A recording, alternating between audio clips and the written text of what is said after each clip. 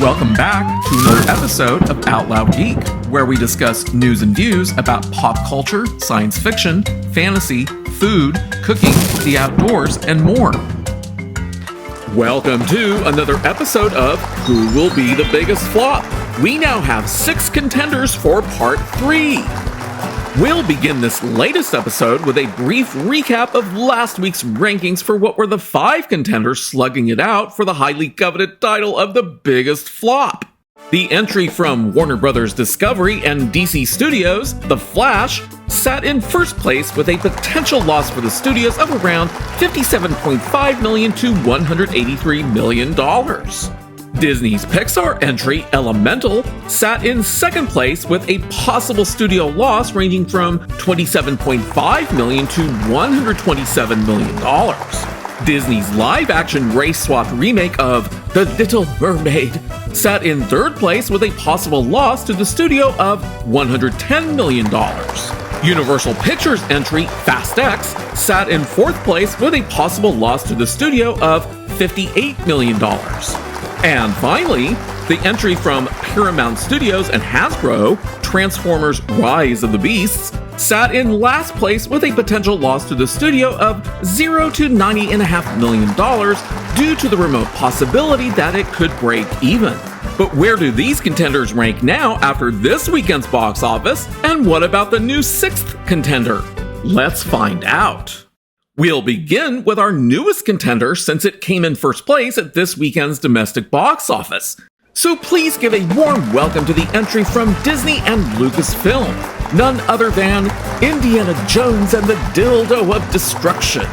Domestically, the movie earned $60 million, which was at the low end of the media's predicted $60 million to $65 million opening weekend box office range, as I had talked about in a video that I had released on Friday. But the international opening weekend box office came in $10 million below the media's predictions, which I think deserves a round of applause since that will help the movie in its quest to earn the coveted title of biggest flop. And that international opening weekend box office was only $70 million, giving the movie a grand total of $130 million for its global gross opening weekend box office revenue. Now, since my previous projections for the movie that I had released on Friday were based on a predicted $140 million in global opening weekend box office, my updated projections are lower, meaning that Indiana Jones and the Dildo of Destruction may lose even more money. With a current domestic share of 46.15%, using the same range of possible average weekly drops that I had used on Friday, which are based on the franchise's overall normalized average weekly drop of 33.87%, and 1 standard deviation above and below that, and 2 standard deviations above due to the higher likelihood of the movie underperforming, as it definitely did during its opening weekend, that yields an updated range of projected final global box office for the movie of $342 million to $409 million. And that is considerably lower than Friday's projections of $368 million to $440 million. And with an estimated break-even point range of $736.8 million to $884.1 million, which is based on multiplying the movie's reported bloated production budget of $294.7 million by 2.5 and 3.0 respectively, to account for the 50% of gross ticket sales that movie theaters keep for themselves, as well as the additional costs of marketing the movie and other miscellaneous costs that the studio pays above and beyond the production budget, that means that the movie may lose as much as $328 million to $542 million in global gross box office revenue. And when we divide that range by 2, we get a range of $164 million to $271 million in net losses for Disney and Kathleen Kennedy's Lucasfilm. And that immediately places Indiana Jones and the Dildo of Destruction into first place in the race to see who will win the coveted biggest flop title. So many congratulations to Lucasfilm and Disney for producing such a worthy contender for who will be the biggest flop. And that brings us to our second contender, which came in third place at this weekend's domestic box office. So let's have a warm welcome for the Disney Pixar entry, Elemental. As I had said in part 2 of this video series that I had released last week, the fact that Elemental saw more money in its second weekend than its opening weekend is a rare anomaly. But this weekend was a more normal weekend, as the movie only earned $11.3 million domestically for a drop of 38.6% from the second weekend. It also earned another $12 million during the week, so the combined weekly domestic box office gain was $23.3 million, which was a weekly 35.51% drop in box office, bringing the movie's current domestic total up to $88.8 million. Internationally, the movie earned another $42 million, which was slightly more than the $40 million that the movie earned internationally for its second weekend. So the anomaly for having a slight gain over the previous week persisted, but only by 4.43%. And that brought the movie's international total up to $98 million. So globally, the movie earned another $65.7 million, which was a weekly drop in global box office of 14.18% to bring the movie's global box office total up to $186.8 million. So using the overall Pixar average weekly drop of 28.4% and one standard deviation above and below to project the movie's final global gross box office yields a range between $293.6 million and $463.3 million. Now, since the movie's estimated break-even point is $500 million, which is obtained by multiplying the movie's $200 million production budget by 2.5, and taking into account that Disney did not heavily advertise the movie is still looking to lose anywhere from $36.7 million to $206.4 million in global gross box office revenue.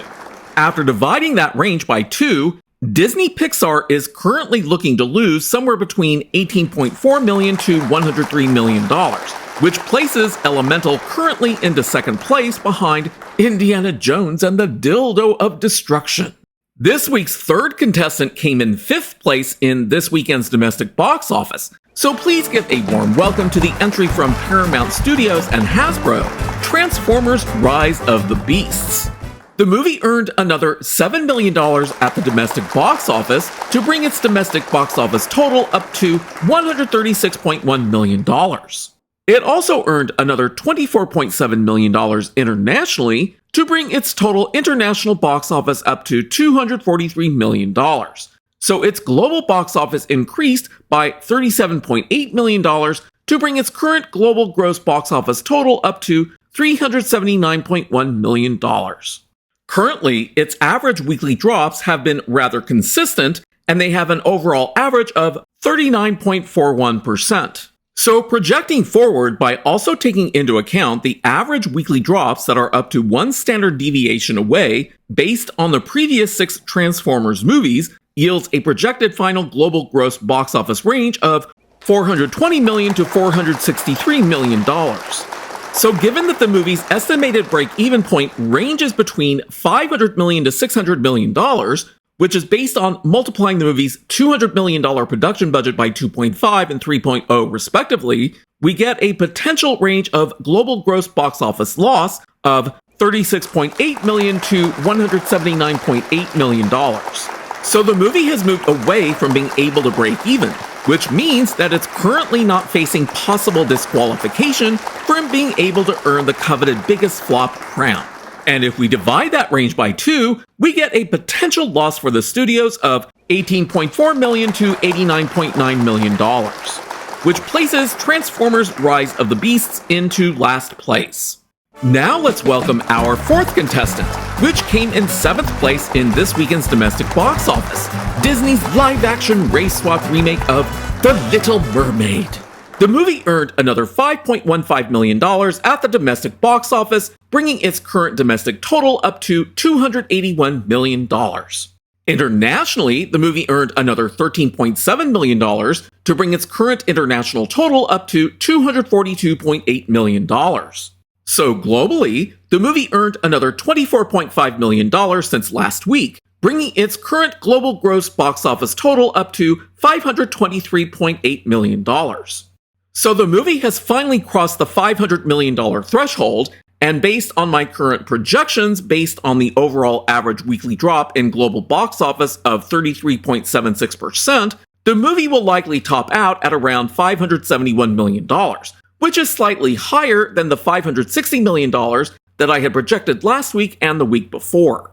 So based on the movie's break-even point of $780 million, which is calculated by adding the movie's $250 million production budget and $140 million spent by Disney on marketing for a total cost of $390 million, then multiplying that by 2 to account for the 50% of gross ticket sales that movie theaters keep for themselves, the movie's total global gross box office loss will probably be around $208.7 million. When we divide that by 2, Disney's net loss on The Little Mermaid is currently projected to be around $104.4 million, which, when combined with the increased revenue that Elemental got this past week, The Little Mermaid moves into second place behind Indiana Jones and the Dildo of Destruction, with Elemental moving into third place and Transformers Rise of the Beasts moving into fourth place. And that brings us to our fifth contestant based on it coming in 8th place at this weekend's domestic box office. So let's have a warm welcome for the entry from Warner Bros. Discovery and DC Studios, the severely underperforming superhero movie, The Flash, starring everyone's favorite wackadoodle actor, Ezra Miller.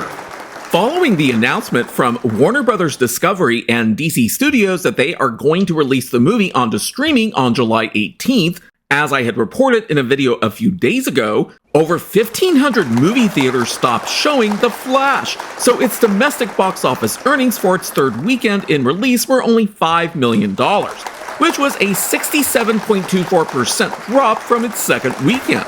And its second weekend was a 72.3% drop from its opening weekend. So that brought the movie's total domestic box office to $99.3 million. And internationally, the movie managed to earn another $21.8 million, bringing its current international box office earnings to $145.1 million. Globally, the movie earned another $33.4 million to bring its current total global gross box office up to around $244.3 million. So based on a current average weekly drop of 48.29%, and one standard deviation above and below that, I am currently projecting that the final global gross box office for The Flash will likely fall somewhere between $267 million to $301 million.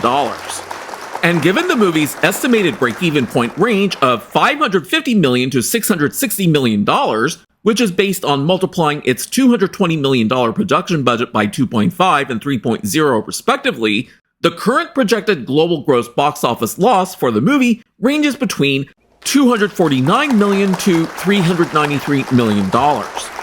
Dividing that range by 2 yields a range of possible loss for Warner Bros. Discovery and DC Studios of $124 million to $197 million.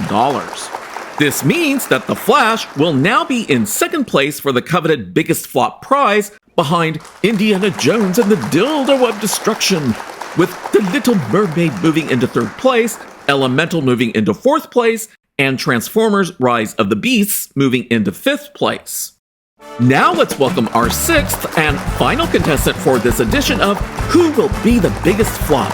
And that is the entry from Universal Pictures, the action movie Fast X. The movie earned another $400,000 domestically this weekend to bring its domestic total up to $145.5 million. Internationally, the movie earned another $9.9 million to bring its international box office total up to $561.8 million. So globally, the movie earned another $10.9 million to bring its current global gross box office total up to $707.3 million. Projecting forward with average weekly drops of 42.28%, the movie will more than likely top out at around $722 million. With the movie's break-even point of $840 million, which is based on its $340 million production budget and $80 million spent to market the movie's current projected global gross box office loss comes out to around $118 million. Dividing that by 2 yields a value of around $59 million in losses for Universal Pictures, which puts Fast X into last place behind Transformers: Rise of the Beasts. Well, that wraps up another episode of Who Will Be the Biggest Flop? To recap this week, the newcomer Indiana Jones and the Dildo of Destruction is currently in first place. The Flash is in second place, The Little Mermaid is in third place, Elemental is in fourth place, Transformers: Rise of the Beasts is currently in fifth place, and in last place is Fast X. Let's see how much these biggest flop contenders continue to fight it out at the box office in the coming weeks. Thanks for watching today, and a huge thanks to everyone who has subscribed to our channel. We appreciate your support. If you enjoyed this video, please press the like button, and please feel free to share a comment. If you'd like to see more of our videos in the future and help support this channel, please press the red subscribe button, and please press the bell to receive notifications for new content. You can also find us on Facebook and Twitter by clicking on the links in the description. Until next time, this is Out Loud Geek.